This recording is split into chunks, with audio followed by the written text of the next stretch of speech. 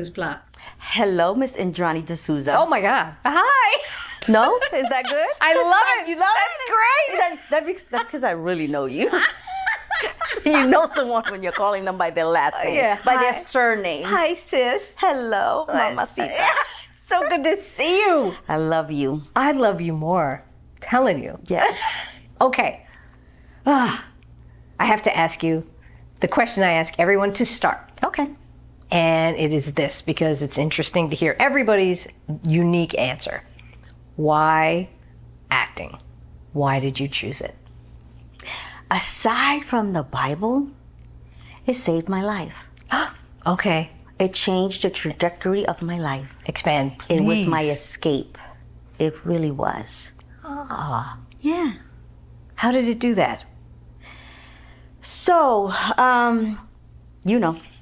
Puerto Rican projects, Castle Hill. My mom put my brothers and sisters, and I talk about it in my one-woman show. She kept us off the street by keeping us busy. My sister took piano and sports. My brothers were in baseball little leagues. My mother put me in dance class. And it just became my escape. Mm-hmm. I started out as a dancer. I didn't start out as an actor. I danced at the Vicky Shear School of Dance in Parkchester. And for me, that changed everything for me, because I was able to really lose myself in a whole nother world. Not to say that I didn't have a loving family. I did. We had a large, loving, sometimes dysfunctional, Isn't family. that every family, though? Yeah, Yeah. Yeah, a little bit more than others, but okay, yeah. got it. I was exposed to some vices that maybe young kids should not have been exposed Got to, it. early on. Right. A little too soon, too soon. Yeah, a little too soon, right. And that was my escape. And then when I, went to middle school and high school, I started to audition for their plays, and that's all she wrote. And, it really, my mother was strict. She says, I have 5 kids and you have all your cousins, you don't need friends. And so she wouldn't allow us, back, I'm about to age myself, but back in the day, we had the telephones, and I wasn't allowed to receive phone calls from friends. Really? No, she says, talk to your brothers. Okay. Talk to your family. That's, And so for me, being in these plays, rehearsals went to like 7 o'clock. I was able to be there, speaking and communicating and, just losing myself in that world. And so that's how it started for me. So cool. It was this beautiful, it helped you escape, as you said. Yeah, but, I think it was in me. And I'm going to tell you why. Because culturally, for I think, black and brown in general, but culturally from the Caribbean, we are a festive, traditional people that love music and love family and, festivities. And out loud, too. Yeah. And so growing up, that was, family and parrandas and, things of that nature. I grew up, like we say, con la música por dentro, with the music inside me. That's so cool. So I think it was always in me. It was just a matter of time, you think? Yeah. Like you would never have just done a corporate job and then that would have been it. Eventually you would have come to it. So my escape originally was not acting. Acting was a transition. Mm-hmm. My escape was dance. Yeah. So for me at Vicky Shears, I learned the foundation. I learned technique. I learned discipline. I mean, she was tough. Mm-hmm. She wasn't easy. You've talked about it to me personally, how tough she was. She and she was a bit of a racist too. But I learned a great deal from her. And after that, I went on to dance at Dance Theater of Harlem. I went to dance at Ballet de Puerto Rico, which is a downtown ballet company, and on 33rd Street with Pashago Guzman, like big choreographers. At the Dance Theater of Harlem, I was taking classes there on a scholarship because, of course, my parents couldn't afford to have me there. I auditioned for the junior company. I was supposed to be there for 2 years. By this point, I think I was a senior in high school. And my parents wanted me to go to college. Because I was first daughter, oldest daughter, responsibilities. My older brother had dropped out of high school. So the responsibility was on me. And my parents always put me in dance class as a hobby. It was never supposed to be anything, Like you said, keep you out of trouble. Keep you occupied. Yeah. Was it a wanting you to go to college, or like you have to? It wasn't. I had to. There's no choice. Okay. Right. And I have an aunt who's all of my aunts, as our aunties, they like our second mothers. Yeah, of course. Who was in college, and so she was at Adelphi University in Long Island, and she brought me, one weekend with her, and it was like, so you live on campus, so you're not home. So you like that part. So you're like, I mean? This is perfect. So it was, so for me, it was. The truth of the matter was that for the junior company, it was going to take me 2 years to learn the technique that the Dance Theater of Harlem school wanted me to learn. And so then, they wanted you. Yes, but I still had to audition for their company. Right. So it's not like I was a shoe-in. Yeah. So college was faster for me to get out of the house. Oh.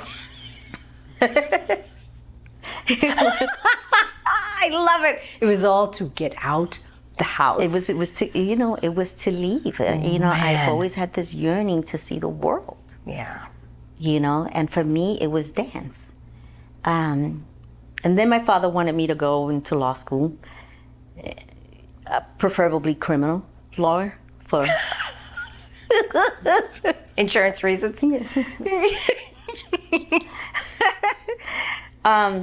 But I found myself taking more theater classes than I did.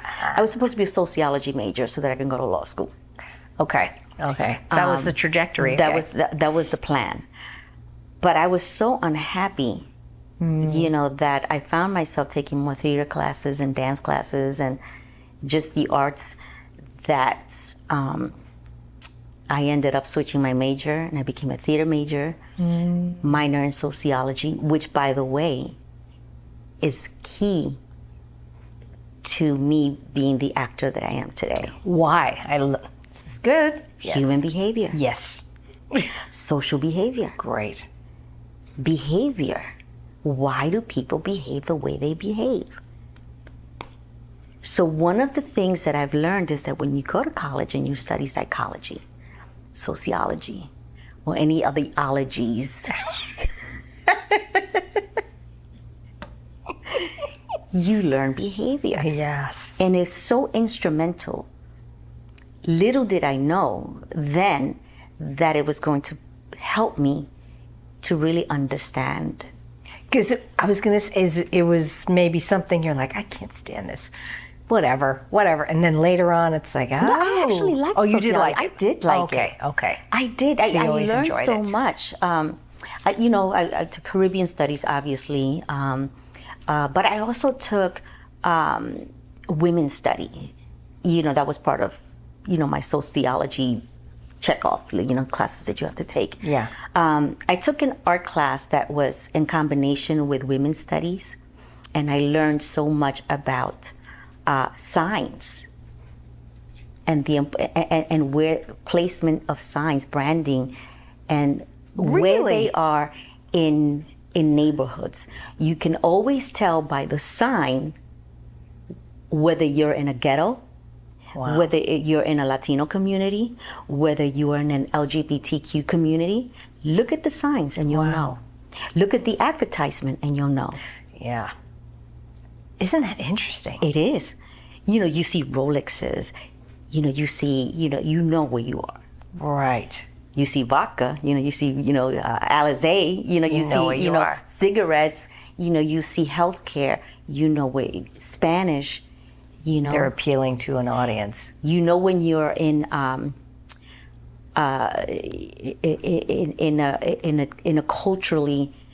cultural neighborhood by the signs, so you're like in Chinatown. Yeah. Just by the signs. Right.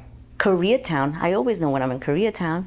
Yeah. By the signs. so But interesting. I didn't know that until I took a Until sociology. they mentioned it, it's like, oh yeah, and then you look with different eyes.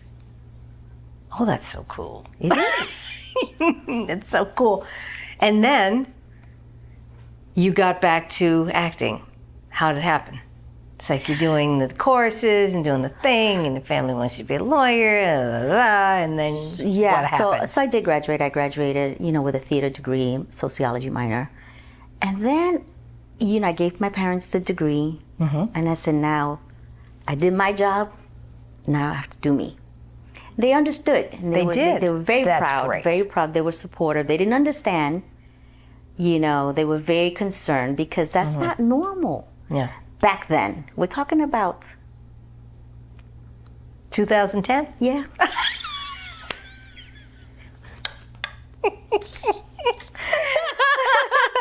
Something like that.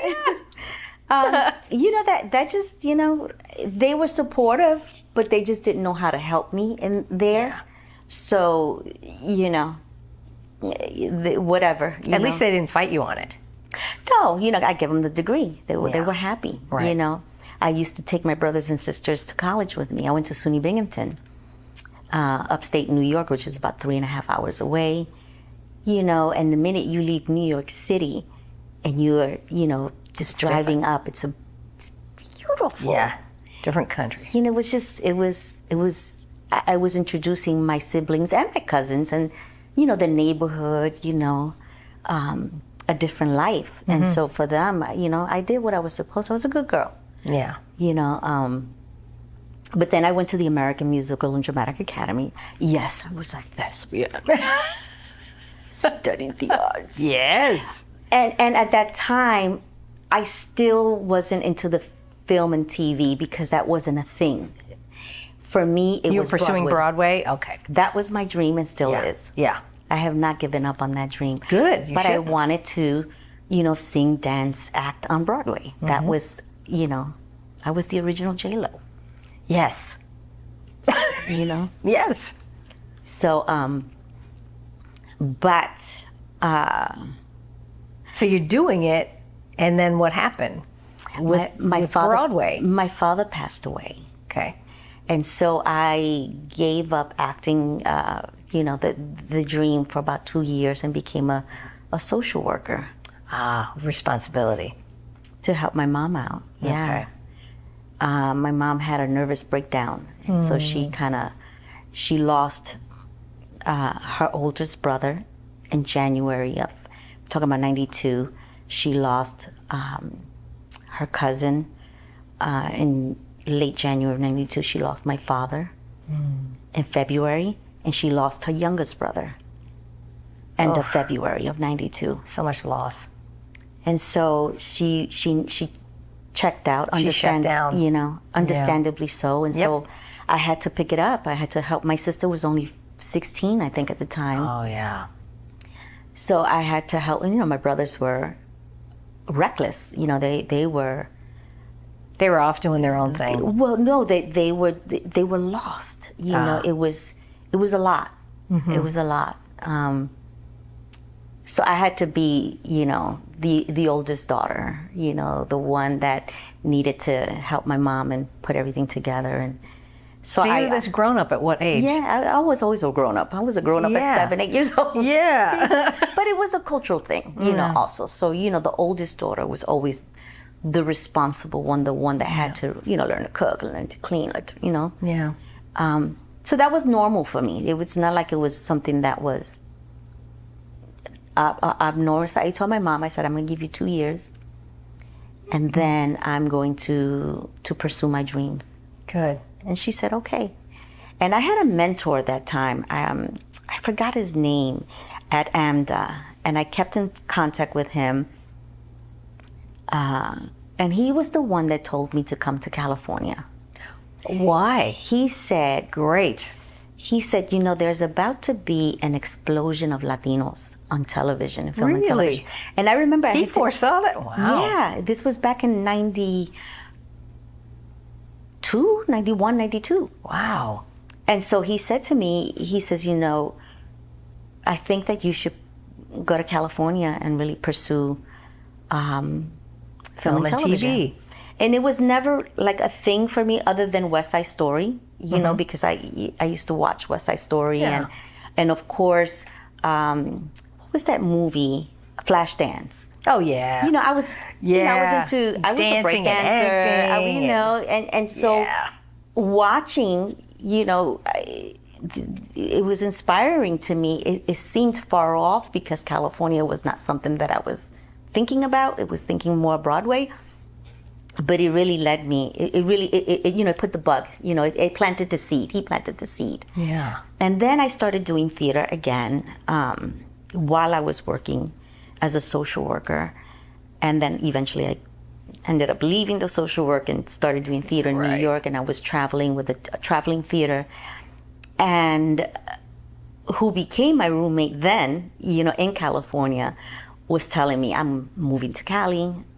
I'm going to pursue my dreams. Okay. So there were a few of us. Some signs. Yeah, that were planning, So this was in 94, I think. Was that really hard? Like, you're saying, like, I had the Broadway dream, to go to all the way across the country to LA for film and TV. Were you not like, I was terrified. I'll do it, everybody says, but I don't know. No, I was terrified, and it was something, a couple of things led me to actually, get on that plane and one-way ticket with $500 in my pocket and never look back. One of those is that, I've always dreamt bigger. And so for me, it was like, if not now, when? If not, is that if not now, when? And so I started saving up. I was doing theater. I had 2 roommates, potential roommates, and we started actively planning. I started packing my things up, and I was like, looking into the moving trucks. And then I also had a boyfriend that was not a very nice guy to me. So it was a good time to go. Yes, I needed that was my, I needed to escape from that toxic relationship. Yeah. That's a good thing. All across the country is perfect. Yeah. Ah. So he kind of helped me speed up. Yeah, you could almost thank him in a way. Yeah, yes. I wouldn't never met my husband. Yes. Or, Yes, whom you met out here. Where did you meet this person? We met on the set of Nutty Professor.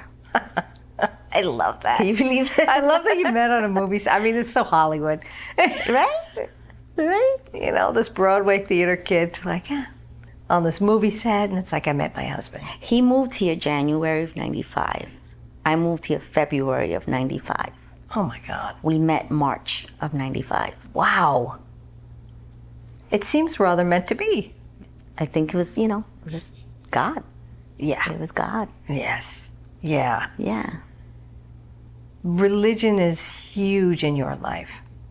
It's always been like a guiding force for you. Kept me off the poles. I'm not lying to you. As a dancer, you weren't you a dancer? I was a dancer. I never forget. I never forget. True story.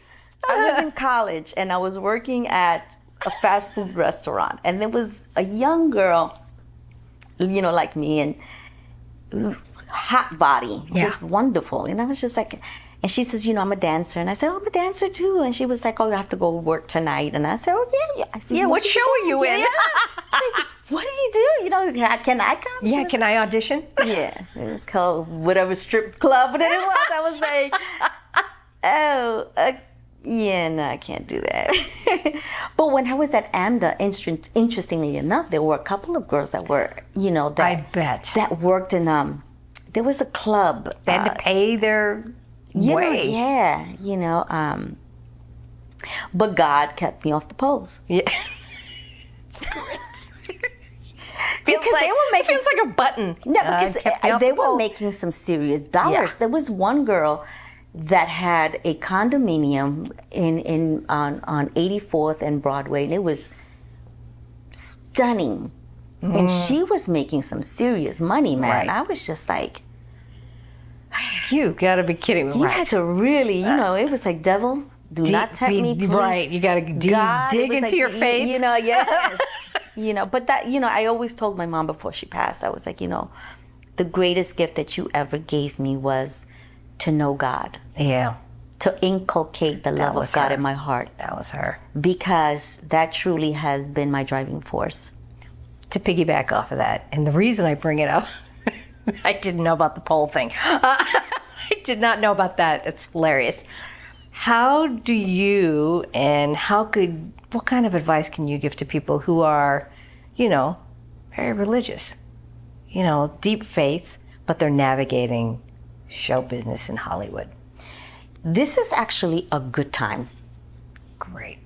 to be an actor of when you're faith. of faith, because not only do we have some streaming networks now that specifically are for faith-based films, but now there's a need for that. Yeah. Whereas before, when we were, Right. it was, first of all, when I started acting professionally in the 90s, women were not taken serious in the arts. We were objectified. Yeah. It was, the casting couch was real. Yeah. Me Too is not a silly It was thing. not,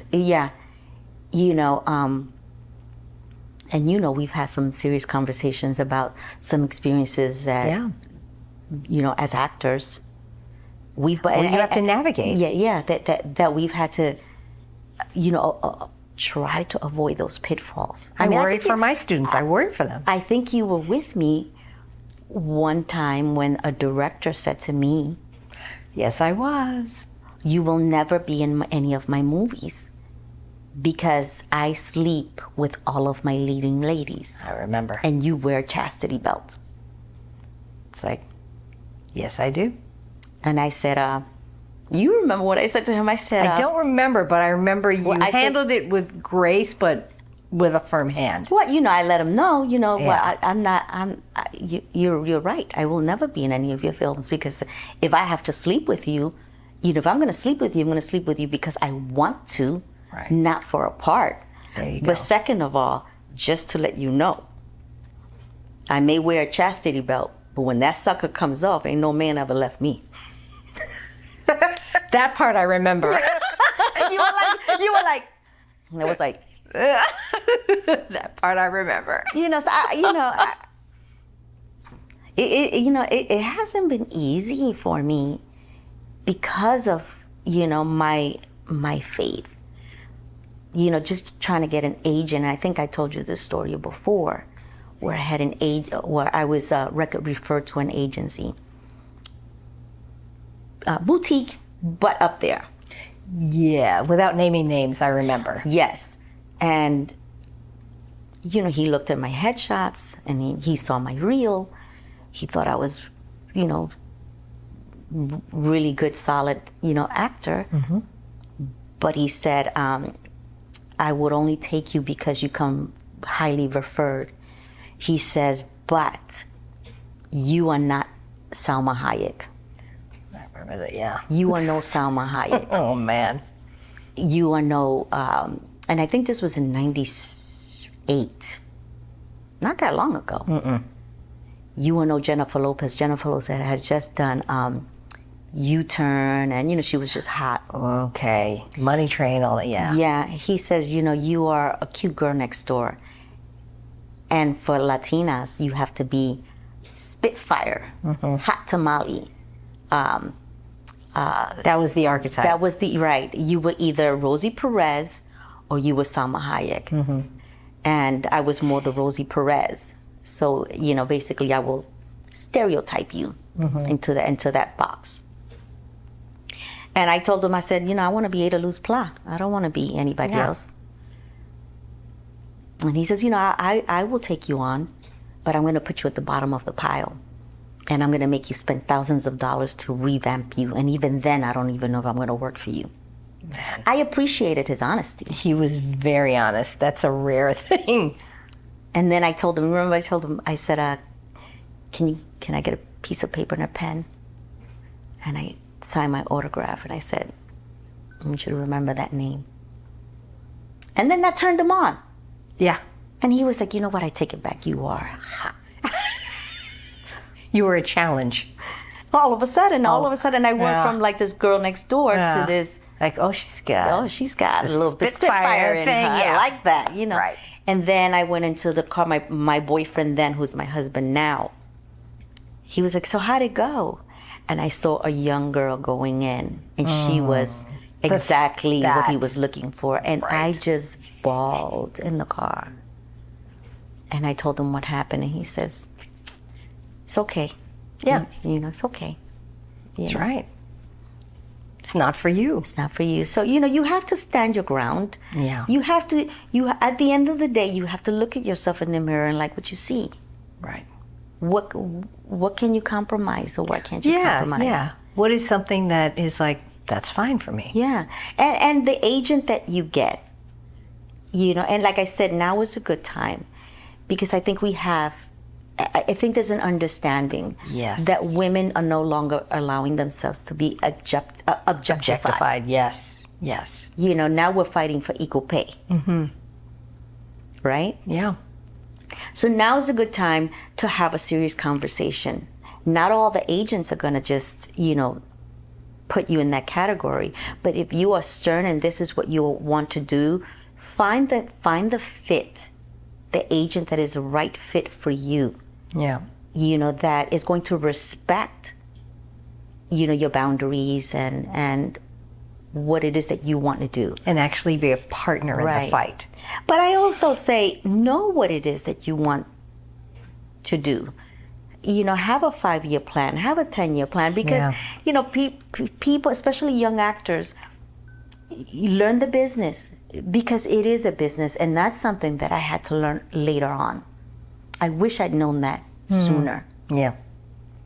I was always into the arts. Right. I love the arts. Of course, but... the politics and the business aspect I didn't learn until later on. Mm-hmm. I'm actually still learning it, I feel like it's ever changing. Yeah.